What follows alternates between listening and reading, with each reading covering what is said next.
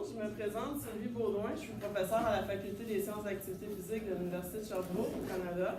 Je vous souhaite la bienvenue dans ce symposium. Je suis accompagnée de Seira Fortin-Suzuki qui est encore en train de chercher pour revenir à la salle, il va arriver dans quelques instants. Et aussi Seira Doolittle de Adelphi Université. Seira, malheureusement, elle n'a pas pu faire le voyage pour venir avec nous, mais elle a contribué à l'organisation du symposium. Donc, je suis très contente de vous avoir avec nous aujourd'hui. Juste avant de vous présenter les collaborateurs, juste vous avertir qu'il y a une caméra dans la salle, donc mon iPad qui est juste en avant. C'est simplement pour filmer les présentations, donc les présentateurs et le PowerPoint. Donc, vous ne serez pas filmé dans la salle, même la période de questions va seulement avoir l'image sur les présentateurs. Donc, est-ce que ça vous convient?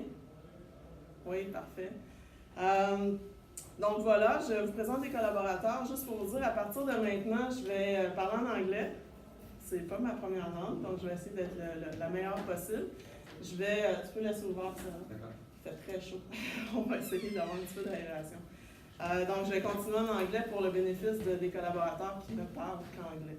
Si jamais vous avez des questions à poser, vous pouvez les poser en français. Moi et Seira qui vient d'arriver vont se faire un plaisir de vous les traduire. Évidemment, je vous suggère de les faire les plus courtes possibles pour qu'on soit capable de bien saisir l'essence de ce que vous voulez dire. Sinon, vous pouvez tout simplement les poser en anglais, il n'y a vraiment pas de problème.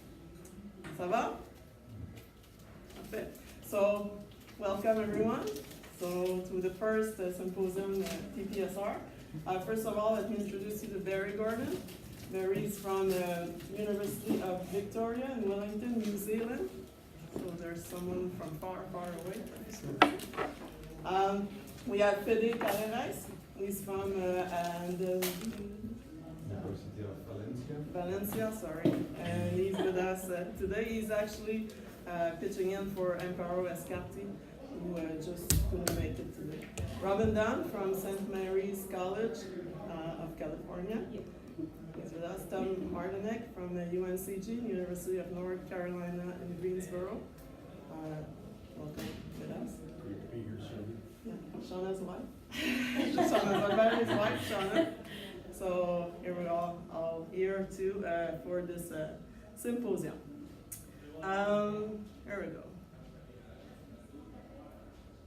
So I'll read my notes a bit in English because it'll be hard for me to follow. So here's what I lineup for today. First of all the slides are in French, by the way, so if you can't understand what I'm saying, just look at the slides. I'll start with an intro, just to tell you where the idea came from for the symposium. Hello everyone. And then I will do an overview of the TPSR model.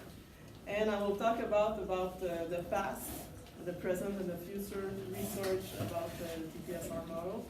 And I will present everyone and talk about the symposium flow of it. Okay? Are you fine with that? Do you mind if I keep the door open? Because it's real. 2 minutes? Okay, that's okay. That's good. So first, when I received the call for abstract for this conference at 10th Biennale, I was surprised because actually, to my knowledge, maybe I'm wrong, Mark would tell me, but to my knowledge, it was the first time that responsibility was put on as a sub-team at the conference. And when I looked at the sub-team and I read it, I was just like, we need to get there. We need to come and to talk about the TPSR model, and now we could answer lots of the questions that were asked in the sub-team. And what I mean by we is the TPSR Alliance. So the TPSR Alliance, actually there's I don't know if you read it, but in 2016 there's a special issue in Joburg who talks about the TPSR Alliance and some of its members. I think pretty much everyone wrote a piece in that book. So we're an alliance of practitioners, researchers that are all working or have interest in the TPSR model. And we actually are, every year we have a meeting, an annual meeting. And this year it was held in North Carolina. We went there to visit Tom's program. It was actually the 25th year of Project Effort, which is a program based on TPSR, which Tom will talk about it later, so you'll have a chance to know it. So we were there a couple of weeks ago. And also, we just to let you know, in 2019, the ISEP, Mark One of the sub-themes will be on social and emotional learning, if I heard well. So TPSR will be there for sure. So we'll show up big time there. Yeah. Welcome. Yeah. So if you are interested in the TPSR Alliance, just let you know that we have a website. It's available for everyone. So it's TPSR. What should that? Alliance. Dash. Thank you. .org. So you can see there's lots of toolbox. There's lots of references. You have lots of things there, and you can see all the members, and you can have access to everything. In Greensboro, we celebrate Tom's program, but we also something important happened 2 weeks ago. We lost someone. We lost Hellison, who passed away at age 80 on June 6th. So I'm going to just take a few moments to celebrate him once again and saying that he will be greatly missed. So thank you, Don. Merci. Gracias.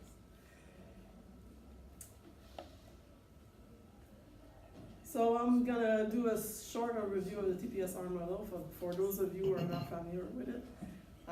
The first question asked by Don in the first pages of his book, it's what's worth doing in our professional lives. So, qu'est-ce qui vaut la peine d'être fait dans notre vie professionnelle? And it's the most important question that is central to the TPSR model. What do we really want as educators for the kids that we are engaging with? What do we want for us as educators? What are our values? And most importantly, are they aligned with what we do? So TPSR is a theory in practice which can provide answers to these questions. TPSR is grounded in a humanistic vision of education. So I was going to talk to you a bit about it just later on. The TPSR model views physical activity as one goal, a very important goal, but not the only one or the most important goal, but as a means to foster one's personal and social responsibility. The model's framework sets a number of core values essential to teachers and coaches who wish to embed responsibility in a lesson. Putting kids first, helping them make choices to become better people, promoting human decency, positive relationships with others, and promoting holistic self-development, which considers physical, emotional, social, and cognitive development. To be most effective, TPSR should not only be viewed as a way of teaching, but as Nick Forsberg says often, as a way of being. So TPSR has several components, which have evolved over the 40 years of theory and practice. 5 levels, or goals of responsibility, 5 program leaders' responsibilities, a suggested lesson format, and 9 responsibility-based teaching strategies. I will do a quick presentation of these components, but if you want to go further and learn more about the TPSR model, please refer to the last edition of Don's book. You'll also find tips for implementation, program evaluation, and lots of specific strategies that are very useful in practice. And there's also lots of other references that you can go on the website and find out.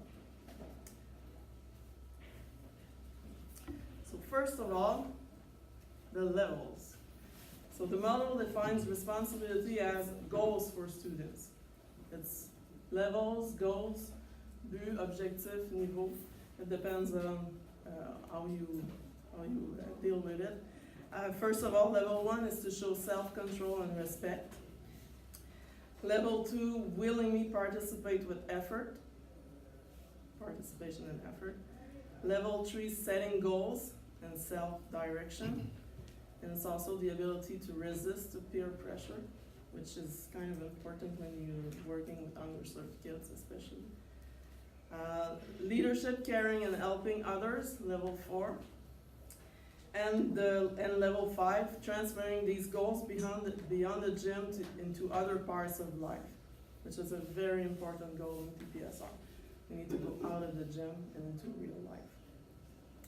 Participation effort and self-direction, so level 2 and 3 refer to personal responsibility, while respect, leadership, caring and helping, level 1 and 4, refer to social responsibility.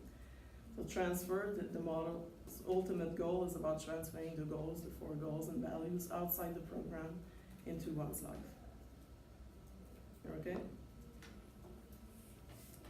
So students have responsibilities, but the leaders have too.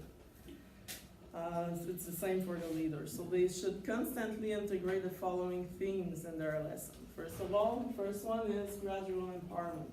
So they should give more and more responsibilities to the kids they're teaching. The second one, self-reflection.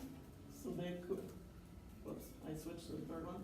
So self-reflection, they gotta try to put as much as they can self-reflection in their program. They gotta being relational with kids. And they gotta embed TPSR in the physical activity. So as Don used to say, it's not a poster on the wall showing the levels, you have to put it through your activity. So you gotta give chances to the kids to make decisions while doing physical activity, to practice responsibility, okay? And the last one is to discuss transfer. So transfer doesn't just occur like this, you gotta put some things into practice, so you gotta discuss transfer with the kids along in your program. So these are 5 responsibilities for the leaders, the program leaders. To ensure that both students and leaders work toward their respective responsibilities, the model suggests a daily program format. So it's a structure made of 5 flexible components that facilitates reaching the goal. So the first one is relational time. So take time to know the kids you're working with, talk with them at the beginning of the lesson, and try to know them better. Second one is awareness talk. So in order for the kids to show responsibility in the program, they have to have clear expectations. So at first, you need an awareness talk to talk to them about responsibility. The biggest part of the program is the physical activity program. And like I said, the responsibility has to be embedded in that content. And it can be pretty much anything you want. Okay. At the end, a group meeting with the kids. So they have to reflect in a group. And then self-reflection time. So the kids have time to reflect on what he's doing during the session. And that can go very fast. Okay? Tom will show a couple of things later. How can that be? And just to let you know, it's not very that good, but there's a couple of pictures of actually Tom's program, project effort. So you see a large group of awareness talk here, with Tom right there, very, very small.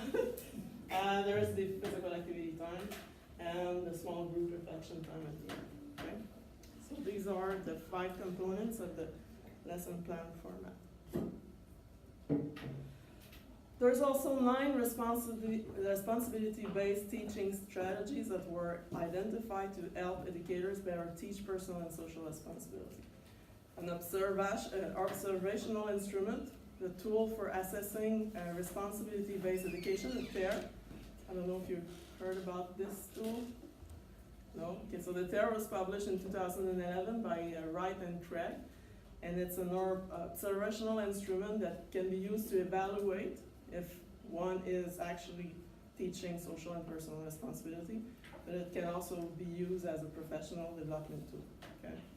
So the first 4 strategies that were identified are pretty much just basic good teaching strategies. So if you're a good teacher, you're probably gonna do it. So you're gonna model respectful behaviors. You're gonna set expectations.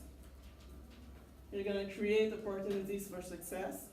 And you're gonna foster positive social interaction. So that's pretty much the same as basic good teaching. But if you wanna go further, and that's necessary if you wanna teach personal and social responsibility, you have to at least first be a good teacher. But then if you wanna teach personal and social responsibility, there's 5 other teaching strategies that can be added. The first one is to assign management tasks. So give the kids some roles so they can play roles during the lesson. Promote leadership. So let the kids be the leader for once. You're not gonna give control at first all the time, but give them some little leadership roles so that they can learn how to be leaders. Giving choices and voices. So ask the kids what they think about your program. Ask what they want to do. So give them some choices for them to make good choices. Involve students in assessment. So see, as we go down further, it's getting a little harder if you'd like to have control. So involve students in assessment. And the last one, promoting transfer. And you'll see transfer all the time, because TPSR is not for gym only. You need to reach further for life skills in life.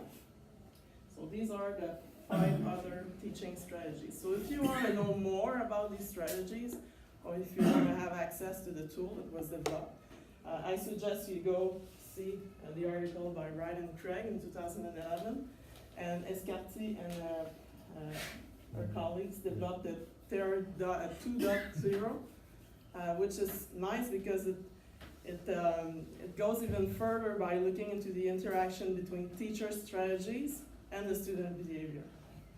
So it's still an observational tool, but we go a little further. So there you go. Let me just do a quick overview of the research. Like you know, TPSR has been around for 40 years, so it's been a long time, and its impacts are supported by numerous researchers. So a quick overview. Before 2001, here we go. Okay, too fast. So before 2001, actually there's an article if you want to look for it. It's in Quest. It's written by Don and David Walsh. Most of the research were focusing on, is it working? So is TPSR working? They showed, Hellison and Walsh showed that most of the research done in the TPSR model were case studies and were focused on program evaluation and its impact on kids. So these 26 articles, they provide strong evidence for multiple aspects and showed that yes, TPSR works and has multiple impacts both in and outside the gym. However, they pointed out the need for more studies, especially on program implementation and the use of an equitable balance of research design. Case studies, qualitative, which is good, it's just that we need to equilibrate a little bit. In 2018, actually, it was published online in 2016, the paper just went out in 2018. In European Physical Education Review, Pozzo and his colleague published another review of TPSR studies, but this time only in physical education settings. So just to let you know, let's keep in mind that there's lots of studies that have been done in youth development. There's a huge body of knowledge, but I'm just going to focus on the physical education settings here. So 22 articles reviewed by peers. It's TPSR in physical education. And most study, again, pointed out the strong evidence of impacts on the kids, but also, and that was the first, positive impacts on teachers who are implementing TPSR, and also some data on program implementation. They also identified some key features of implementation, so what needs to be done for a good implementation, especially in a PE setting, which is nice because most critiques are saying that TPSR may be for only after-school program, but it works in PE also. Okay, so in this article, you have some tips for implementation in PE settings. They also pointed out that more studies are needed, especially longer studies with large samples, and using, again, more quantitative methodological design. So just before that, just to let you know, there's a couple of instruments. I've talked about the TER, but there's also a couple of instruments that have been developed. There's a Personal and Social Responsibility Questionnaire, PSRQ, which was developed in 2008, which measures and it's validated and everything. It measures students' personal and social responsibility. It has been translated in Spanish, in Turkish, Korean, and in French. Jean-François and I translated it and tried to validate it for PED students, but unfortunately it's not validated for PED students. It's mostly for young kids. So if you want to look it up, it's 2008 by Lee, L-E, and colleagues. So there's also the TER and the TER 2.0, and there's a new tool that's just about to be published, which Paul calls the TORC. Barry knows about it. He likes great names. So it's a tool for, Barry, can you say more? It's transfer. Something rather responsibility. Questionnaire. Okay, but it's supposed to measure transfer. So transfer is a big issue in TPSR. We really want to know if it works outside of the gym. So Paul, it's actually under review. So this is gonna come out in a couple of months. Another tool to help gather quantitative data about responsibility. Just to let you know, where are we going for future research? Last week in our meeting in Greensboro, Paul Wright gave us his opinion about what was going to happen in the field. So once again, he said that we need longer studies, including more quantitative design, not because it's better. There's nothing wrong with qualitative studies, but it gives another perspective when you can combine both of qualitative and quantitative. He said that we need to conduct more studies using both the CEL framework. Do you know about the CEL?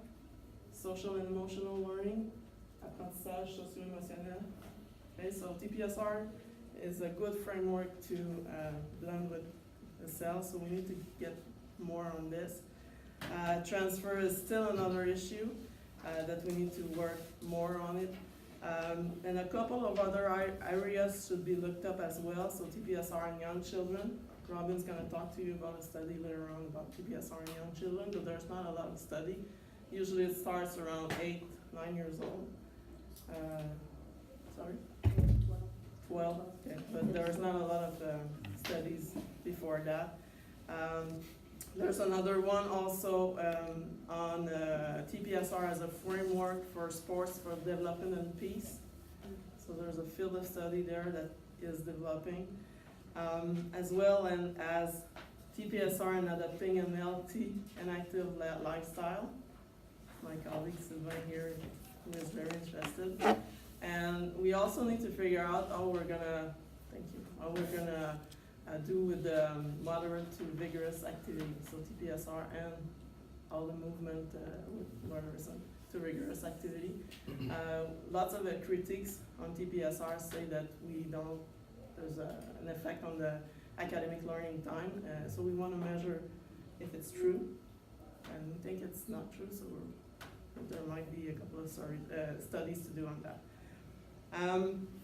And there's also room for studies on TPSR and mental health. There's lots of things that can be done there, and all the diversity issues that we've talked about. So it has been going for the last 40 years. It will continue to expand as the body of research is growing fast and strong. And as you can see here, it's all over the world. So the importance we give to responsibility, how it should be developed, and how we expect students to become responsible adults, invites society to reflect on how we can foster responsibility. Leaders in sports and in health and physical education have unique settings in which they can promote learning about personal and social responsibility. But how can we use these physical activity settings to help students become more responsible for themselves and others, and not only in school, but in their everyday life? So the application of the TPSR model presented today in this symposium will illustrate program design, practical interaction strategies, and leader qualities that can be used when personal and social development of students and athletes become the primary goal in sport. physical activity and physical education programs. So each example shows how coaches, teachers can lead practices and classes within conventional program to help students learn about responsibility for oneself and for others. So we will provide some research-based best practices regarding how TPSR has been used to help participants become responsible in various contexts, and what are the underlying processes or strategies, and how can we, educators, teachers, coaches, teach our students to learn responsibility in various settings. So as you saw in the program, we are divided into sets. Just after I'm done, we'll have two more presentations. First, we'll have Seira, Fortin-Suzuki from the University of Sherbrooke in Canada. He will analyze the conceptual underpinnings of the construct of responsibility in the TPSR model. He will reveal that the TPSR model's values are consistent with a humanistic conceptualization of responsibility, which helps to clarify the processes through which one develops responsibility through TPSR. Then Barry Gordon from New Zealand will report an evaluation of 3 values-based boxing programs in New Zealand, whose intention is to develop character and teach life skills. Positive impacts on individual youth were achieved through coaches modeling respectful behaviors, setting clear expectations, and structuring lessons to promote personal success and social interaction. So we hope you will join us in the second set. So we're starting back in the same room at 4:30.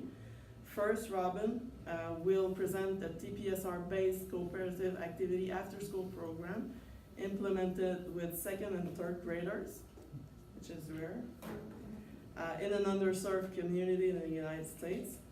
Results showed that it is possible for young children to gain a better understanding of respect, effort, self-direction, leadership, and helping others through specific opportunities to think beyond the activities.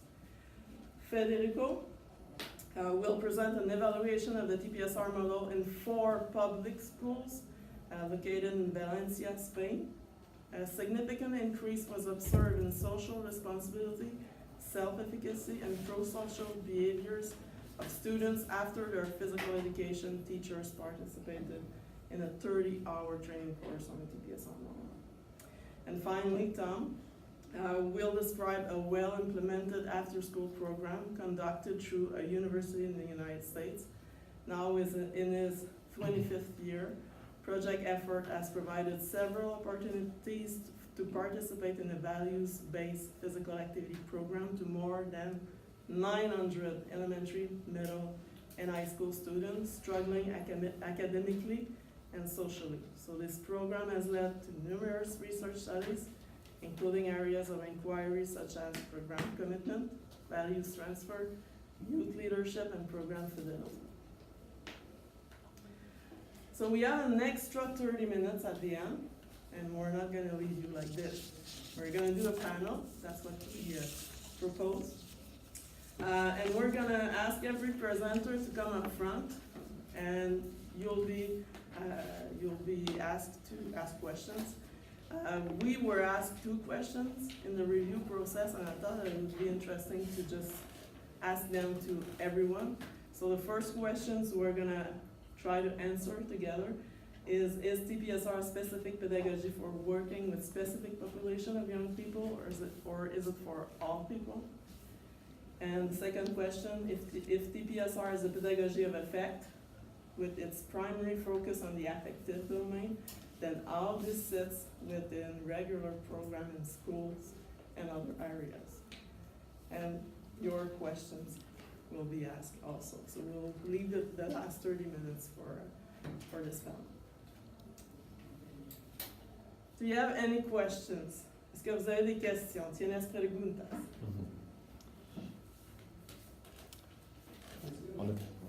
Right on time. Merci beaucoup. Je vous souhaite un excellent symposium.